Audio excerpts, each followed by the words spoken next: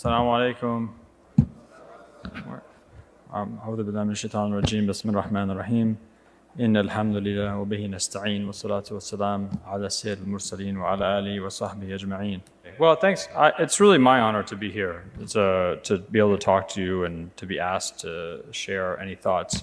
I find the title of the panel is very interesting, or this talk is very interesting, because I think in some ways it shows a misconception of how we think about the Prophet's legacy, but it also emphasizes some important aspects of it, of how we understand it correctly. So has anyone here ever heard the Gettysburg Address? Yes, obviously. Has anyone here memorized the Gettysburg Address in school? Yes, okay. So actually there is no Gettysburg Address. What? Georgetown professor denies Gettysburg Address exists. That's not what I'm saying. In terms of something that we know the exact words to, what, you want to, I can't have the glass? Yeah, what up? Oh yeah, I'll put it down here. Why am I playing with this pen? I'm going to leave this alone. Go here, stay there. There's actually, Abraham Lincoln wrote 4 drafts. We have 4 copies that he wrote. One that he gave to a newspaper afterwards, after he gave the speech. 2 drafts he wrote beforehand. And actually they differ in their wording. So one version says that this nation shall have a new birth in liberty. Another version says that this nation under God shall have a new birth. So it adds under God. And one version doesn't actually have that section at all. So actually, even something that we memorize word for word in school in the United States doesn't really exist in the sense of there just being one digital yes or no version of it. There's actually just differences. We choose one version that we want to have as the Gettysburg Address. I think that's instructive when you think about the Sunnah of the Prophet, because when you talk about the Prophet's words, even if you go to the most reliable hadith collections of Bukhari and Muslim, you find, let's say in Bukhari, 2 or 3 or 4 or 5 different narrations of the same hadith that might differ in some wording. So, when someone says to me, is everything in Bukhari true? I say, well, it kind of depends what you mean by true. I mean, did the Prophet actually say, every single thing that's in Sahih Bukhari? Maybe sometimes he said a statement 2 or 3 times, and different companions transmitted those different statements. That explains sometimes where there's differences in wording, but sometimes it's just the fact that there's this chain of transmission, and like a game of telephone, sometimes people introduce error or they remember something differently. So even Bukhari, according to his standards, might have 2 or 3 different versions of something that the Prophet said, that actually differ from one another in some of the wording. So, like the Gettysburg Address differs in the wording, we don't really think about that, and a lot of times it's not important. It doesn't really change the meaning, but it means that I think it's a mistake to think about the hadith of the Prophet as being these literal, exact recordings of things he said, because actually you have differences in versions, even amongst the sahih, even amongst the most sahih hadiths, there's sometimes differences in slight wording between different versions of the hadiths.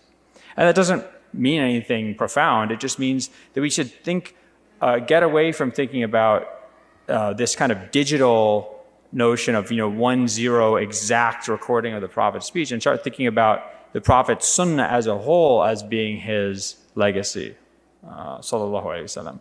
So, in that sense, the Islamic tradition has several avenues for transmitting the Sunnah of the Prophet that check one another, that keep one another in check, that correct one another. For example, the way of transmitting the Sunnah through hadiths is that Muslim scholars collected and transmitted and wrote down and compiled all these different reports that they had heard from previous generations that went back through change of transmission to the Prophet ﷺ, and that recorded things that he had said and things that he had done. So one way to think about the Sunnah of the Prophet is just collections of these reports, these hadiths about things the Prophet said and did. And if you get enough of this material together and you start trying to figure out, okay, what comes earlier, what comes later, what's a general rule, what's a specific case, what's an exception, what's not an exception, right? You try to fit these all together, you can actually try and come up with an understanding of what the Prophet's Sunnah was in terms of how Muslims are supposed to pray, how Muslims are supposed to do their fasting, what they're supposed to believe about the Day of Judgment, et cetera, et cetera. So that's one very important way. Of course, one of the problems with that is Muslim scholars don't know if they're putting these pieces together in the right way. So you could think about it as putting together a puzzle. The difference between this and a puzzle is that with a puzzle, you know when you're finished because there's a picture of, whatever, a fire truck or something like that, or whatever you're making the puzzle of. And you can see, oh, the picture is complete. And you say, well, I have an extra piece, or there's a piece missing here. So you know when you're done. With hadiths, you don't know when most scholars have to do their best to come up with what they understand to be the proper relationship of these reports to one another, of these reports to the Quran, of these reports to the context of the life of the Prophet, alayhi salatu. So there's a real possibility for disagreement, and of course, some of that disagreement is the cause for there being different schools of law in Islam, or different schools of law within Sunni Islam, because people put this data together in different ways. So there are other ways of transmitting the Sunnah of the Prophet. One of the ways is to do it through principles. So the Prophet ﷺ taught certain principles to the companions, principles of how to interact with one another, principles of how to think about the nature of God, about God's justice. So you see in the early Muslim period, in the time of the successors and the generation after the successors, the generation of scholars like Abu Hanifa and Malik ibn Anas, that they came up with rules about all sorts of areas of life and conduct. So, for example, a rule that you can't buy and sell things that you don't have. You can't buy and sell things that don't exist. These are principles that they come up with. The idea that let's say if you murder somebody, you can't inherit from that person. So if I say, well, I'm going to get some inheritance from my father, and I want the money now. I don't want to wait for him to die. So I'm going to go kill my father, and I'm going to inherit from him. I might be in prison, but at least I'll have money. No, if you murder someone, you cannot inherit any money from them. Even if you're their child, you cannot inherit any money from them. So these are things that were mostly principles that the companions and the successors learned from the Prophet ﷺ.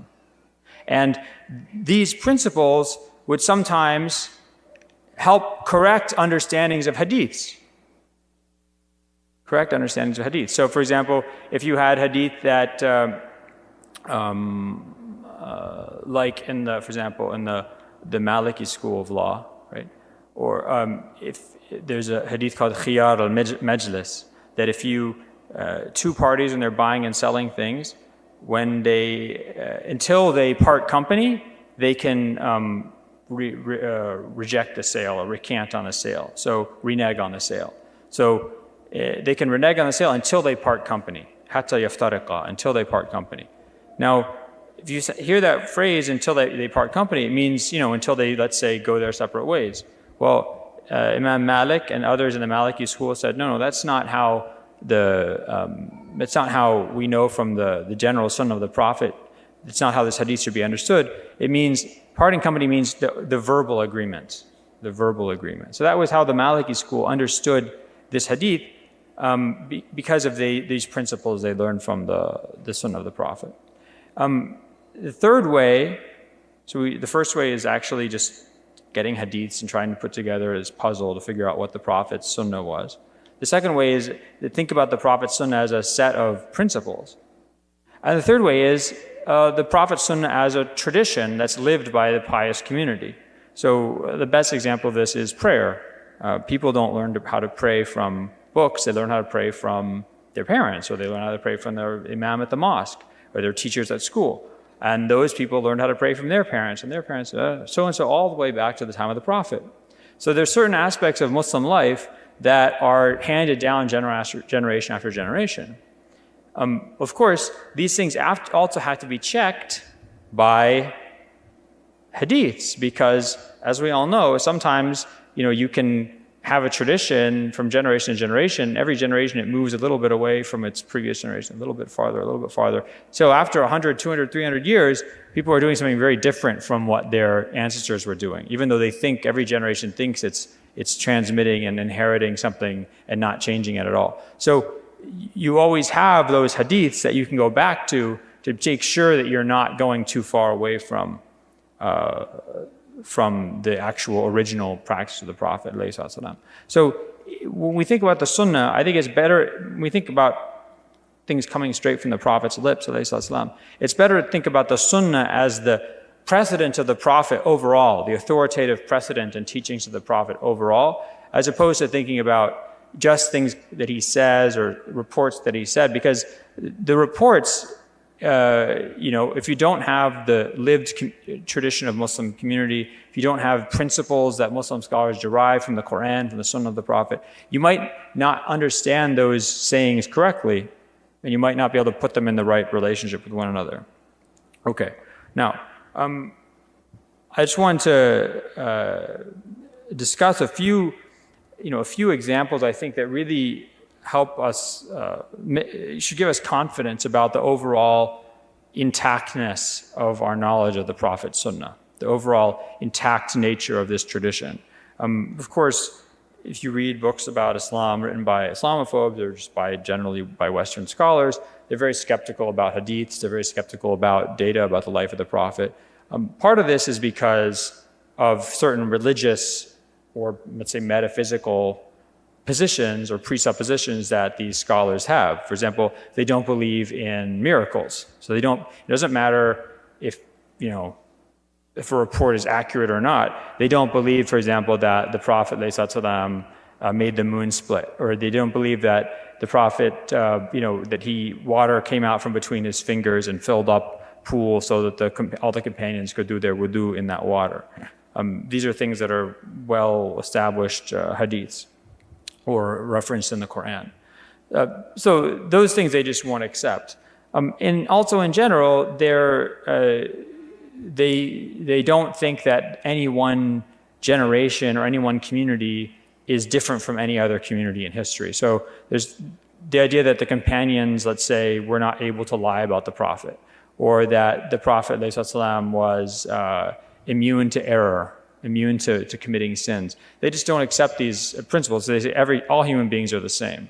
So that makes them just flat out disbelieve lots of reports that come about the Prophet ﷺ. They don't believe that the Prophet could be given knowledge of the future by God.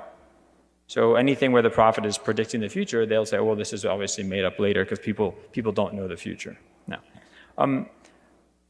But I want to give you some examples of why this tradition is actually, I think, quite reliable. Now, that being said, all Muslim scholars acknowledge that thousands and thousands and thousands and thousands and dozens of thousands of hadiths were forged. All Muslim scholars acknowledge that there are countless thousands of forged hadiths that are totally unreliable or mostly unreliable. The reason that Muslim scholars came up with a science of hadith criticism was to sort out the forgeries from the reliable hadiths. So just saying that there's lots of forged hadiths is not news. That's actually the reality that caused Muslim scholars in the second, third, fourth, fifth generation of Muslim scholars, that actually caused them to construct and elaborate this science of hadith criticism to try and figure out what the Prophet really said and what he didn't say. But even so, when we look at, let's say, the 6 books in Sunni Islam, or the especially Bukhari and Muslim Sahihain, you see there's a couple of I think indications of real authenticity here. One of them is that these hadiths do not serve the interests of some school of law or some school of theology in Sunni Islam. So a lot of hadiths don't go along with any madhab's rule. So you're thinking, well, if people make this stuff up, they're going to make it up to support some school of law or some agenda they have, some understanding of Islamic law or theology. But some hadiths don't make sense according to any of these schools, but they're still considered to be sahih hadiths by Sunnis. Just a couple of non-dramatic examples. But for example, a man comes to the Prophet and says, this relative of mine, he had a child with a walida, who was a slave woman. And there's debate about whose child this really is. And the Prophet says, al-walad al-firash wal-ahir al-hajar, right? The child belongs to the marriage bed, firash, and if you're a prostitute, or if you're or the man who commits zina gets nothing. So if let's say the man's was not the actual father, it doesn't matter. The child belongs to the marriage bed. You assume that the father is the husband, or in this case, the master of the slave woman, right? This becomes a really important principle in Islamic law. It's a very important principle. In fact, it's the same principle in American law up until like a DNA paternity test. But even now, with DNA paternity tests, right? How many people have kids? How many people have had paternity don't answer. How many people have done paternity tests? I'm going to guess not many. Because if you don't have to get a paternity test to prove you're the father of the child. It's assumed if you're married to your wife, or if you're in a relationship with this woman, that the child is yours. So actually, it's the same thing. The presumption is that the child belongs to the relationship bed or the marriage bed. The same thing still in our law today. So it's a very important principle. But if you look at the context of the hadith, it's actually not a wife. It's a slave woman. So there's a debate amongst Muslim scholars. There's something called umum al-lafz. Umum al-lafz means the general meaning of language, versus khusus al-sabab. Khusus al-sabab means specific reason for a statement happening, or let's say a verse of the Quran being revealed. So let's say the verse of the Quran, la ikraha fi din. We all know this verse, right? There's no compulsion in religion. Does that mean that that's just a general rule? There's no compulsion in religion ever? Or was this verse revealed for a specific circumstance regarding a specific person, and in that case it means no compulsion for religion, but not generally? That's a good example of these two poles that are pulling on any hadith or Quranic verse. Is it the language supposed to be understood generally, or is it really only for a specific situation? So this hadith, al-walad al-firash wal-ahir al-hajar, this has been understood as a general rule. Even though the specific circumstance is that it's a slave woman. So if it's a specific circumstance, it would only apply to people who have children with slave women, which doesn't happen anymore. But the general rule, firash, means marriage bed. That's how jurists understood meaning marriage bed. So if it's understood generally, it doesn't actually apply to the specific case that it was originally said in. And the original case it was said in doesn't apply to married people. But so you can see here in this example, this hadith, it actually doesn't really fit in any of the way that Muslim scholars later came to understand this issue. It doesn't mean it's actually, I think that means it is sahih. I think this is an excellent example because nobody twisted it to fit what they thought it should look like.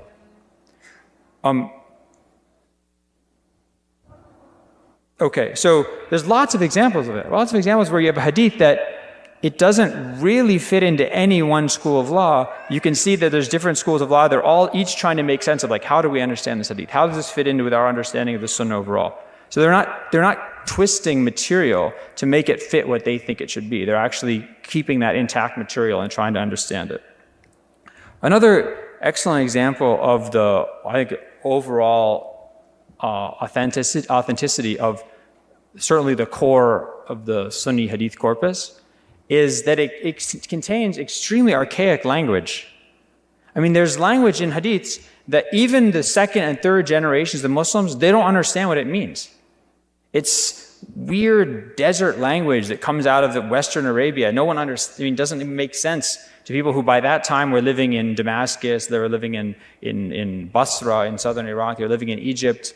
Even though they were just 1 or 2 generations away from the Prophet, they were living in very different worlds than the Prophet lived in terms of technology, in terms of culture, food, what type of animals they were around. And I'll read you one hadith. It's a little bit long, but it gives you an example of some of this material was actually very foreign. It was very foreign even to the early Muslims. So I'll read you this hadith. This is from Sahih Bukhari. Muhammad bin Kathir narrated to us, this is my translation, saying, Sufyan reported to us, saying, Al-A'mash narrated to us from Zayd ibn Wahab, who said, Hudhayfa ibn al-Yaman, the famous companion, narrated to us, saying, the Messenger of God, ﷺ, told us 2 things, one of which I have seen, and I'm waiting for the second.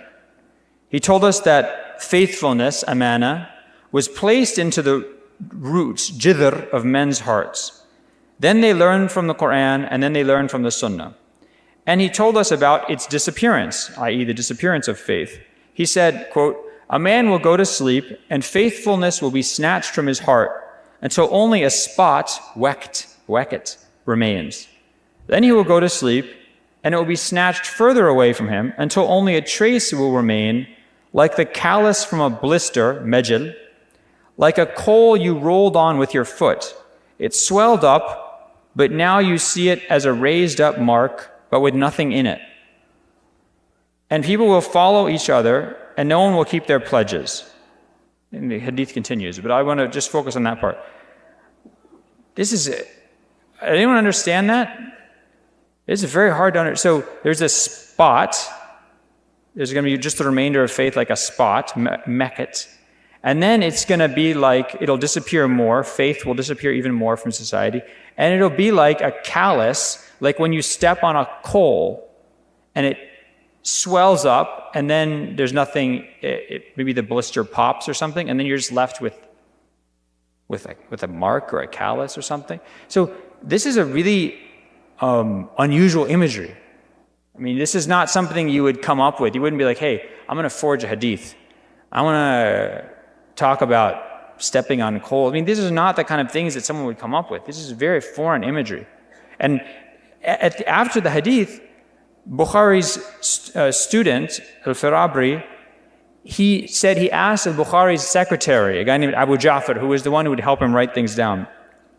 I told this to Abu Abdullah, to Bukhari, and Bukhari said, I heard Abu Asim, Ahmed bin Asim, say, I heard Abu Ubaid, that's a famous scholar of language, say, I heard Al-Asma'i. Al-Asma'i was a very famous grammarian and a lexicographer in the early 800s of the Common Era. And others, so I heard Al-Asma'i saying, along with others, concerning the root, jidr, of men's hearts, the jidr is the base and source of something. And waqt is the slight trace of something, that mark. And mejl is the callus left on the palm after working. So even 2 or 3 generations after the death of the Prophet, Muslim scholars, they have like no idea what these words mean. They have to go and ask specialists in grammar who go and collect weird words from Bedouin tribes and things like that. And they try and figure out what these words mean. This is very foreign imagery. There's another hadith which I couldn't actually find. I was looking for it. I didn't have enough time to find it, where it's talking about the people who will cross the bridge on the Day of Judgment, Sirat.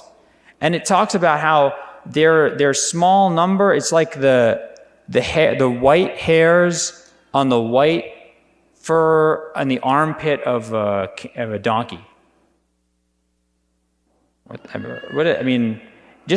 That's after you figure out what the words mean, that you figure out it's talking about this white hair on the armpits of donkeys. This is an extremely unusual, archaic imagery. This is imagery of people who live with animals, who live out in the desert, who live in very poor environments. They don't live in cities or towns or anything like that.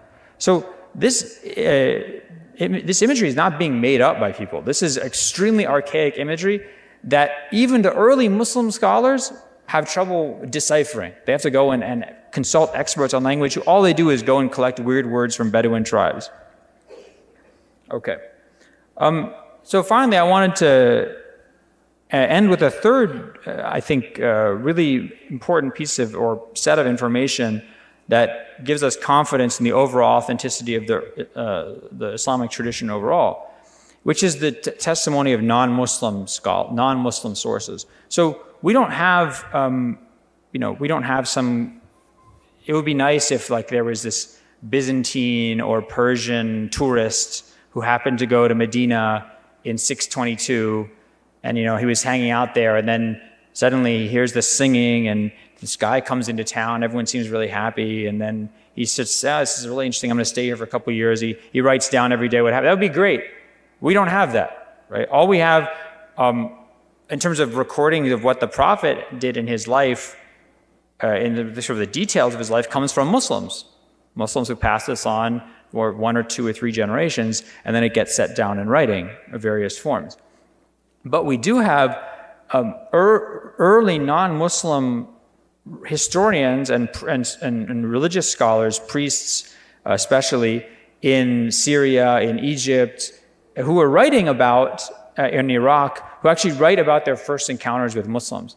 And if you take all this information together, you get something that's actually pretty good outsiders' understanding of what Islam is. Even though they don't like Muslims very much, they still do generally describe them accurately. So here's an example. In 640, so just 8 years after the death of the Prophet, there's this Christian document in Syriac language. And it's a history of the world from Adam all the way up until the year 640. And what it does actually mentions the Prophet Muhammad by name. Just mentions him by name. So this just means they already know the name of Muhammad. And this is, remember, just 2 or 3 years after the Muslims had entered into the greater Middle East, coming out of the Arabian Peninsula. An even earlier document in Greek from North Africa, which was written in 634, so 2 years after the death of the Prophet. It talks about how in Palestine, this army had come, this army of Arabs had come, and they said they were following the religion of this prophet, and that he claimed to have the keys to paradise. So just 2 years after the death of the Prophet, we already have, even in North Africa, reports of these Muslims who were following this prophet. Not a lot of other information. Then in the 680s, so during the time of right after the death of Muawiyah in 680 of the Common Era, there's a monk writing in Mesopotamia, a Christian monk, and he writes that Muslims are very lenient to Christians. They respect their monasteries. If you pay their taxes, they leave you alone. They don't care what religion you practice. He says that Muhammad was the guide and instructor of the Muslims. He taught the Arabs to worship the one God in accordance with their ancient law, and that the Arabs kept to the tradition of Muhammad, his Sunnah, to the extent that they punished people if they broke with the Sunnah of the Prophet. Actually, he has one criticism of the Muslims. He says they did not persecute Jews enough. He wanted them to persecute Jews more, and they didn't do that. Another guy writing in the 660s is our Armenian bishop named Sebeos. He said that the Prophet had awakened the Arabs to their Abrahamic ancestry. He had reminded them that of the God of Abraham, and that this Prophet Muhammad, that when he was a child, he used to go from, or when he was young, he used to go from the Hijaz to Palestine on trade. So it's actually non-Muslim in the 660s who's confirming the stories that go along with Surah Al-Quraysh, right? لِآلَافِ قُرَيْشٍ رِحْلَةَ الشِّتَاءِ وَالصَّيْفِ. So that information was already known by non-Muslims. And they say that the Muslims don't eat carrion, meta, and they don't drink wine. And this is just some examples. Then we have all sorts of fascinating rock inscriptions, like graffiti. You know, people now, they write, I don't know what they write, graffiti. What kind of stuff? I don't even read what they write most of the time. It's weird symbols or something. Back in the day, people would write more interesting stuff. I'm so-and-so, I was here, God forgive me, God help me.